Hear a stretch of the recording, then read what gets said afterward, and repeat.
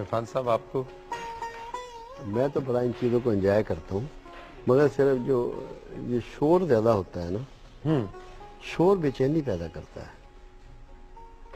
دھیمے سر ہوں تو آپ کو اپنے آپ میں نہیں رہنے دیتے. آپ کو ساز کون سا پسند ہے؟ ایک تو ڈھول پسند ہے ڈھول اور بانسری پسند ہے. بانسری پسند ہے. لو جی، باقر بھائی کے ساتھ بانسری تو ہے، ڈھول اس وقت کیونکہ نہیں ہے. وجہ یہ ہے، ڈھولک ہے. وجہ یہ ہے بانسری میں کچھ بھی نہیں ہوتا، ایک لکڑی کے پیس کو اندر سے خالی کر دیا جاتا ہے، تب سر پھوٹتے ہیں اور وہ آپ کے دلوں کو، دماغوں کو جکڑ لیتی ہے. تو ہم بھی جب گندے جذبوں سے اپنے اندر کو خالی کر لیتے ہیں، ہمارے اندر سے بھی سر پھوٹنے شروع ہو جاتے ہیں. تو بانسری کی لے اسی لیے مسحور کن ہے کہ وہ اندر سے خالی ہوتی ہے. ابھی کچھ سے پہلے جو بات ہو رہی تھی کہ ایک صوفی کی سنگت کی بات آپ نے بڑی خوبصورت کی، تو وہ صوفی کی سنگت جو کرتے ہیں وہ پھر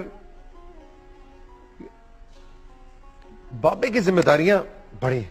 میں آپ نے بات بابے کی دیکھیں، اس کو ہمیں تھوڑا سا پیچھے جا کے سمجھنا پڑے گا. اللہ تعالیٰ یہ فرماتا ہے کہ میں نے تم میں ایک ایسا رسول مابعوث کیا جو تمہارا تزکیہ نفس کرتا ہے اور تمہیں حکمت سکھاتا ہے. تزکیہ نفس کی ذمہ داری اللہ نے رسول اللہ صلی اللہ علیہ وسلم پر ڈالی اور حکمت سکھانے کی.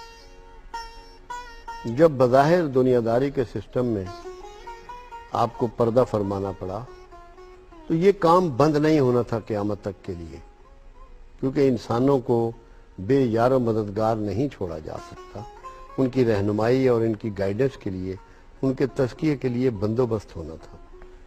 تو تب یہ سلسلہ درویشی یا ولایت اللہ نے اس کو جاری فرمایا، اور یہ رسول اللہ صلی اللہ علیہ وسلم کی طرف سے کسی درویش کو فرنچائز ملتی ہے کہ تو نے اتنے لوگوں کا تزکیہ کر کے ان کے سینوں میں حکمت بھرنی ہے.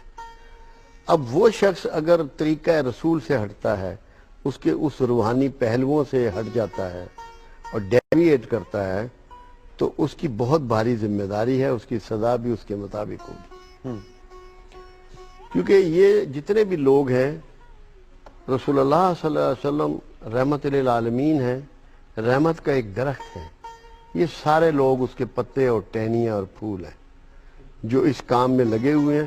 بنیادی کام انسانوں کا تزکیہ، ان کو حکمت عطا کرنا، ان کے دکھوں کا مداوع کرنا، ان کو اطمینان قلب عطا کرنا، ان کے نفسیاتی مسائل حل کرنا. مطلب ہے بندوں کو سکھ دینا ہے، آسانیاں عطا کرنی ہیں، اپنے لیے بھی اور مخلوق کے لیے. اس میں صرف انسانوں کی بات نہیں ہے، تمام مخلوق اس میں شامل ہے جس کے لیے آسانیاں عطا فرمانی. کن چیزوں کا خیال رکھنا پڑتا ہے اور ذمہ داری بہت زیادہ بڑھ جاتی ہے؟ پہلی بات تو یہ ہے، جو ایک بنیادی اصول ہے، کہ تمہارے ہاتھ اور زبان سے جب تک دوسرے محفوظ نہ ہو تم مومن نہیں ہو سکتے. تو اپنے ہاتھ کو بھی روکنا ہے کہ کسی کا استحصال نہ ہو اس سے، اور اپنی زبان کو بھی روکنا ہے کہ اس سے کسی کا استحصال نہ ہو. یعنی کہ اپنی سیلف مانیٹرنگ بہت شدید کرنی پڑتی ہے کہ تمہاری وجہ سے تمہارے آقا پہ کوئی بات نہ آئے، تمہارے سسٹم پہ کوئی بات نہ آئے. اس کو ہم کہتے ہیں کہ ہر وقت جاگتے رہنا پڑتا ہے، اویئر رہنا پڑتا ہے، اپنے سامنے شیشہ ہر وقت سامنے رکھنا پڑتا ہے. بہت بھاری ذمہ داری کا کام ہے، مثال بننا ہوتا ہے. آپ نے ایک بالکل مثال بننا ہوتا ہے. آپ نے بھی ایک لفظ استعمال کیا فرینچائز کا، مجھے بہت دلچسپ لگا وہ. اور وہ مجھے خوشی اس بات کی ہوئی کہ آپ نے وہ لفظ استعمال کیا تو ہمارے جو نوجوان ناظر ہیں اس وقت ہیں، ناظرین ہیں، وہ ذرا ریلیٹ کرتے ہیں نا، آج کل کے ٹرم سے بات سمجھ میں آنی آسان ہوتی.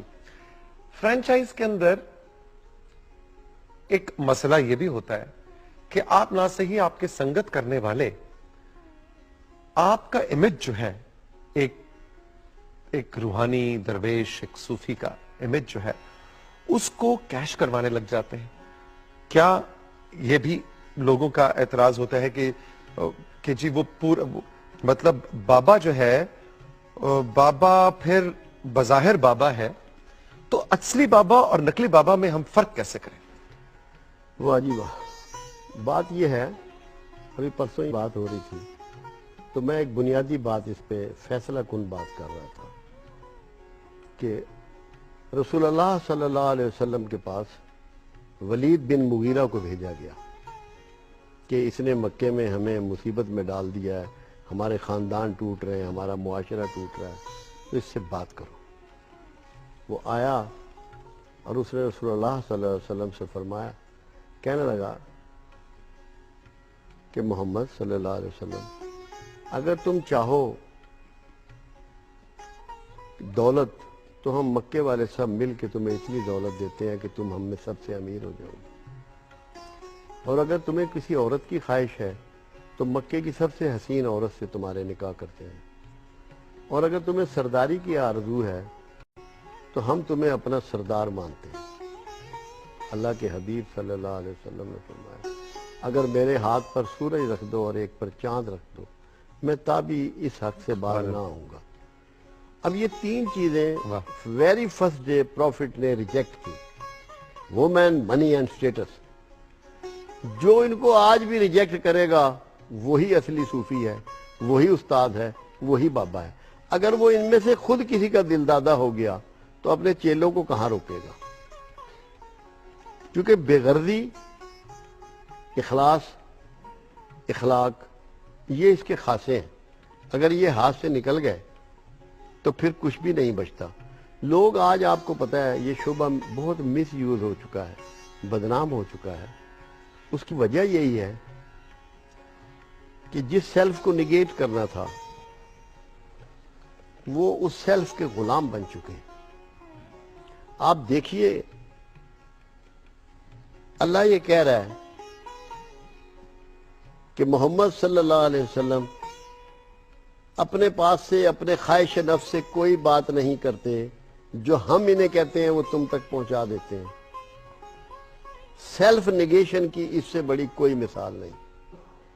ہمیں رسول اللہ صلی اللہ علیہ وسلم کے پیٹرن پہ چل کے اس چیز کو سیکھنا ہے کہ مجھے کوئی بھی کام خواہش نفس سے نہیں کرنا، کیونکہ خواہش نفس تقریباً شرک کے قریب بھی پہنچ جاتی ہے۔ مجھے مخلص ہو کر اخلاص کے ساتھ کام کرنا ہے۔ اگر میں درست ہوں گا، یہ امپاسبل ہے کہ میرے شاگرد غلط ہو جائیں، کیونکہ جو مجھ سے وہ سیکھیں گے اسی کو اپنائیں گے۔ اگر کوئی غلط آدمی اس میں انٹر ہو جائے گا، آپ یقین کریں وہ اس ساتھیوں میں رہ ہی نہیں سکتا، اس کو بھاگنا پڑے گا، چھوڑ کے جانا پڑے گا۔ ٹھیک، میرا